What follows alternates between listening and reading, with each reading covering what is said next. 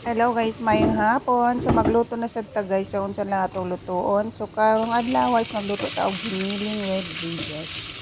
Veggies ya guys, veggies. Bisaya tayo. So magisa lang tayo ng ground beef. And then meron siyang garlic, white onions. Naglagay tayo ng oyster sauce guys, light soy sauce, then white pepper. Nag-add din ako dyan ng sugar guys para pang balance natin ng ating lasa. Nag-dice din ako ng konting carrots. Lagyan natin tubig para lumambot ang ating carrots. After that, ano yan guys ha, green beans. Yung beans. Then, as usual, naglagay ako ng tofu kasi may alaga po tayo. Para makakain naman natin alaga. And then, palambutin lang natin siya konti guys. Then, naglagay tayo ng green chili. Green chili yan guys ha. Ayan oh. Yung ano. Tapos lagay ni slice ko lang siya ng maliliit. Hindi lang siya halata. So yun lang.